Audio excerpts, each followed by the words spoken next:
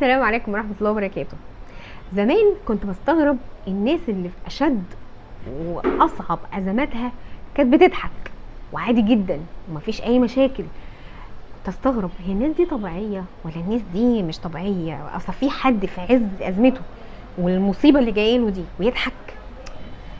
لفت الأيام ولقيت نفسي باخد نفس الدور، إن هو في أشد الأزمات بلاقي نفسي بضحك وعادي جدا. اكتشفت ان انا استثمرت الغضب بتاعي وكمية البركان اللي جوايا، لقيت نفسي بدخلها في ضحك.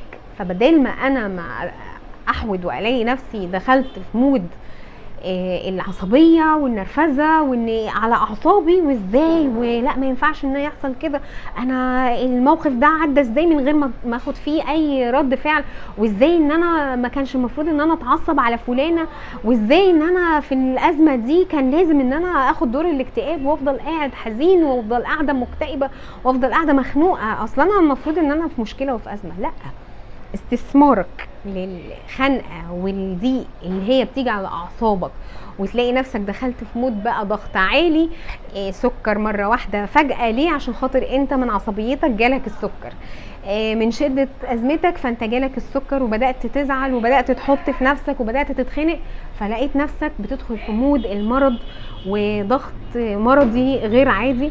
فاستثمرته في انك تضحك، في ان انت تاخد الموضوع بضحك، في ان انت تاخد الموضوع بهزار، بان انت تاخد الموضوع ان هو لا انا عادي الموضوع هيعدي.